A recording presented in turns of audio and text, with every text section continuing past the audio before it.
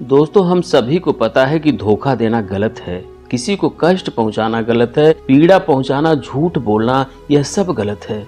ये हम सब जानते हैं, लेकिन फिर भी हम रोजमर्रा की जिंदगी में यही करते हैं। तो आपको यह सोचकर ताज्जुब नहीं होता कि मैं जानता तो हूँ कि यह गलत है, लेकिन फिर भी मैं अपने आप को यह करने से रोक नहीं पाता हूँ। है ना आश्चर्य की बात? जिस भी कार्यों को हम गलत समझते हैं, क्या उनको छोड़ पाना संभव है, या फिर हमें यह जानते हुए कि वह चीज गलत है उसके साथ ही जीना पड़ेगा? दोस्तों, आज की इस बौद्ध कहानी में हम यही जानने वाले हैं। तो चलिए शुरू करते हैं आज की कहानी। दोस्तों, यह बहुत समय पहले की बात है। एक ब्रिजेश नाम का बहुत ही बड़ा फकीर हुआ करता था। लोगों से भिक्षा मांगकर खाना उसका काम था। अपने उसी जीवन में आनंद से रहता था। उसका एक मिट्टी का भिक्षा पात्र उसकी कुल संपत्ति थी।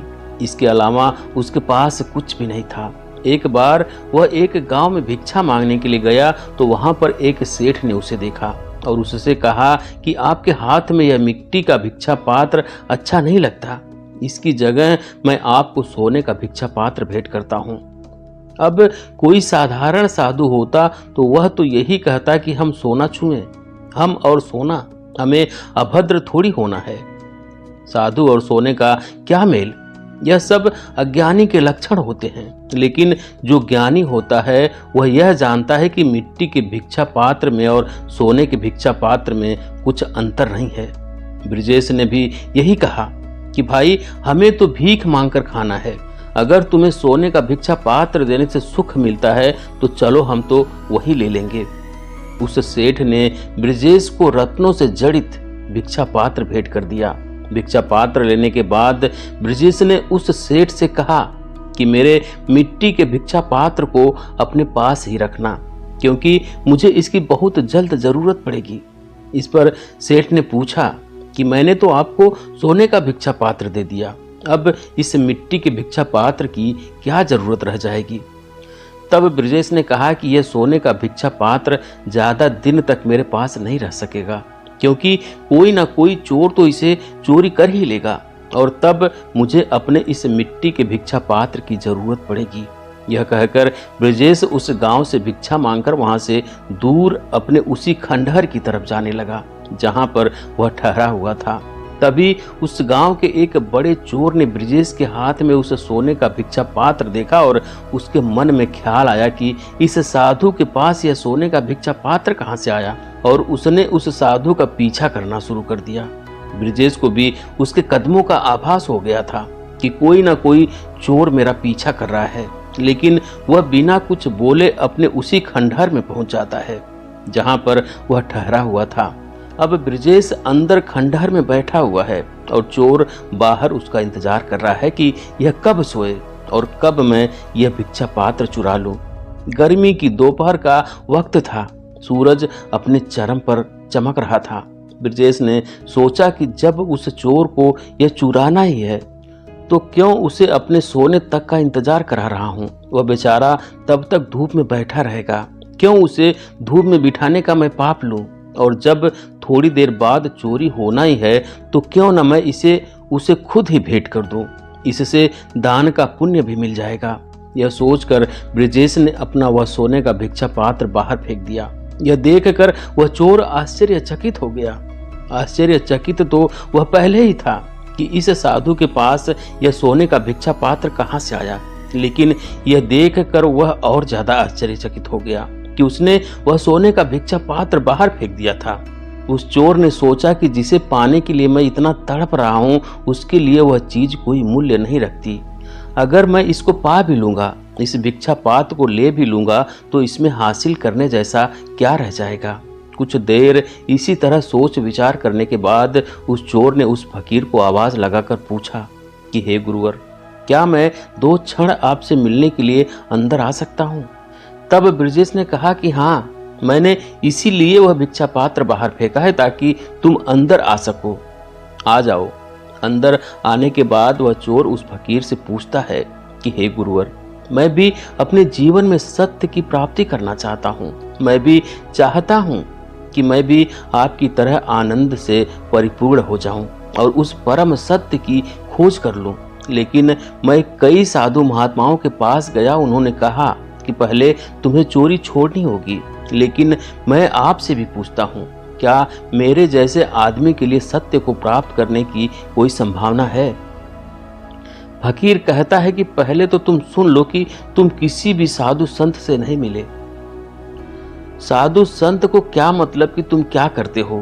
तुम चोरी करो या किसी की डकैती करो, चोरी का और साधु का क्या प्रयोजन? मैं तुम्हें चोरी छोड़ने के लिए नहीं कहूंगा, मैं तो कहता हूं कि तुम चोरी को ध्यान पूर्वक करो। अगर किसी का दरवाजा तोड़ने जा रहे हो तो उसे पूरी तरह से सजग होकर पूरे ध्यान से तोड़ो। अगर मूर्छा आ जाए तो चोरी मत करो, पूरे होश पूर्वक चोरी करो। अगर किसी की तिजोरी खोलते हो तो उसको पूरे होश पूर्वक, पूरे ध्यान में, पूरी सजगता के साथ, पूरी सावधानी के साथ चोरी करते वक्त तुम्हारा चित्त भी वहीं होना चाहिए जहां तुम चोरी कर रहे हो। अगर तुम तिजोरी खोल रहे हो तो तुम्हारा चित्त भी उस तिजोरी पर ही होना चाहिए, ना कि इधर उधर भागने के बारे में सोचना। यह सुनकर वह चोर कहता है कि इससे क्या होगा? फकीर कहता है कि करके देखो, कुछ हो तो मेरे पास आना और मुझे भी बताना। वह चोर हंसने लगा और कहता है कि आप तो चोरी करने की कुशलता बता रहे हैं, आप तो चोरी करने के नए नए तरीके बता रहे हो कि अच्छे से चोरी कैसे की जा सके। वह चोर कहता है कि ठीक है, और कुछ नहीं तो कम से कम चोरी का गुण तो बढ़ेगा। और यह कहकर वह वहां से चला जाता है। 10 दिनों के बाद वह वापस वहीं पर लौट कर आता है और फकीर से कहता है कि आपने मुझे धोखा दे दिया। जैसे ही मैं चोरी करने के लिए होश पूर्वक बढ़ने की कोशिश करता हूँ तो मेरे कदम ही नहीं उठते।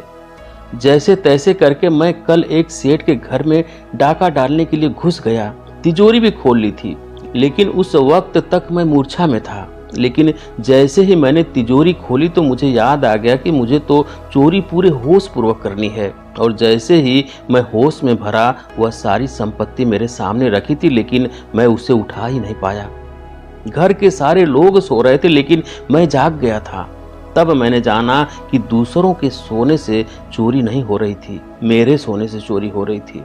दोस्तों, वह चोर तो अपनी सीख ले गया, लेकिन हमें क्या सीख मिलती है, हमें क्या शिक्षा मिलती है? दोस्तों, कुछ और इस जीवन में करने जैसा नहीं है। बस अपने कर्म में ध्यान को संयुक्त कर लो। ध्यान में सब कर्म प्रार्थना बन जाते हैं, पवित्र हो जाते हैं, और जो अपवित्र होता है वह अपने आप ही होना बंद हो जाता है। इससे कोई प्रयोजन नहीं है कि आप क्या काम करते हैं। आप दर्जी का काम करते हो, कपड़े सिलाई का काम करते हो, कसाई का काम करते हो, उससे कोई प्रयोजन नहीं है। बस उसे होश पूर्वक करना शुरू करो। उस काम को पूरी सदस्यता के साथ पूरे ध्यान में करो, जिससे कर्म ध्यान के साथ संयुक्त हो जाए। और इससे क्रांति यह होगी कि इस ध्यान पूर्वक कर्म करने से उसका बोध होगा। जो चेतना है, आत्मा है, अगर उसके बोध का बिंदु उपलब्ध हो जाए तो सब कुछ उपलब्ध हो जाता है। सारे धर्मों ने जो कहा, सारे ज्ञाता ने जो कहा, सारे साधु संतों ने जो कहा, वह उस एक बिंदु के उपलब्ध होने से उपलब्ध हो जाता है। अपने आचरण को बदलने की बात नहीं है, केंद्र को जगाने और जीतने की बात है।